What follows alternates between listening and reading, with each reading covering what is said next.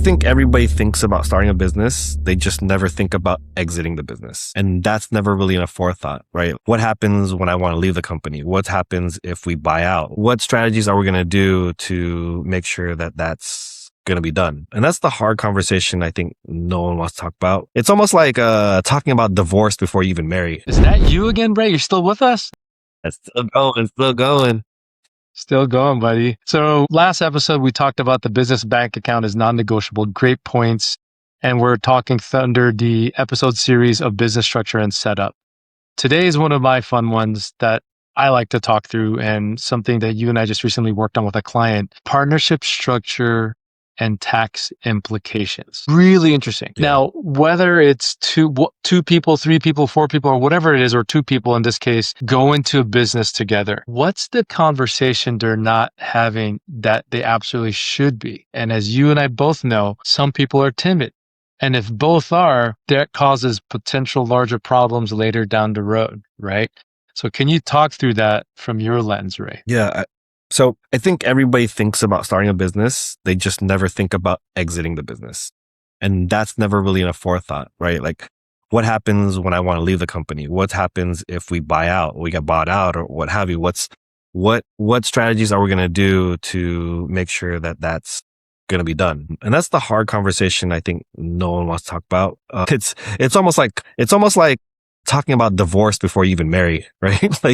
like what's going to happen if we split up, and, will I get this? Will you get this? Because it's, X amount of percentage. Who has the final say? What weight does my input have on the business? Does my investment, is it like a 1-for-1 thing or what have you? Or are we going to pull people in? So it's a lot of conversation that I think a lot of people don't have in the beginning. 1 is exit. 2 is like, hey, for tax purposes, and I want to be bought out, can you pay me in installments, or do I have to do a lump sum, or, what have you? Can I do it that way? And a lot of people just think like, oh, forget it. I don't really mind, it's 50-50. Let's just do it that and go about our way. And if the company does well, 50-50. If the company doesn't do well, we just cut our losses and 50-50 liability, right? But that's not how it goes all the time. One person might do a personal guarantee, which they have to assume, a $50,000 loan. And where does that fall? Right? Where does that go to when the company doesn't do well then? Or, if the company does do well, do I get paid back for the 50 grand that I put in again? Like, what are we talking about?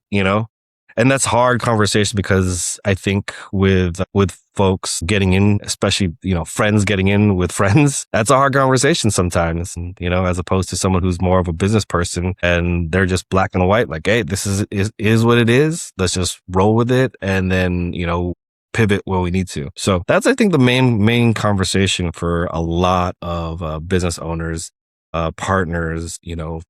I put X amount of money. Let's say that, like you have silent partners, right? Silent partners, they don't do much, but they have, a good share of what they expect. And that expectation should be written down. What payouts should be given out for them, since, they're putting this amount of money in, and then how much control that they have as far as like input. And maybe they don't have any, right? They don't have any input. We are the ones who are the operators, work with it, and we get a chunk of the share, but you as an investor, get more of it. So I've seen it in different ways. So that's and one of the things, I love what you said, right? There's 2 things that I'll bring up, right? By the way, as you and I know the number, divorces, so that, people are hopeful, but what are we, 53%? Over half now in the world, or in the US specifically. But it's hard for founders to talk about it, like in our experience. And even most recently, one of the folks I was helping out with my clients, it is hard because you don't plan for a breakup, right? Mm-hmm. Especially in business, everyone's swimming the same way, but you have to have those discussion points or have it put into an operating agreement. Mm-hmm. Yeah. And all that, how that's structured. And especially, you formed a business, LLC, S Corp, whatever, full project, but you have to have an exit, right? Or at least a strategy on, hey, what is our end goal? A lot of people are just saying, hey, we're happy, we're going to go for this. And it's a pie in the sky dream, which is great, but everyone, for the most part, is organized, but they don't think of the structure. And I like how you said about, what about the exit? There are different parts that ties into a silent investor, or Mhm. you and I are both silent Right. investors in many things, but Right. also advisors or mentors where we don't have operational say or anything, but we advise, right? Or Right. mentor.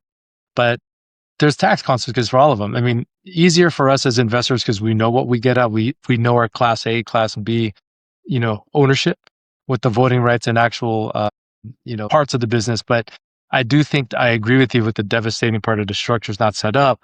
Then how do you guarantee? So a lot of this comes in, but this is great episode and topic you talked about, Ray, with, you know, partnership structure and tax implications. So these are great. And for you guys listening and out there, really take this one to heart for your aspiring entrepreneurs, business owners.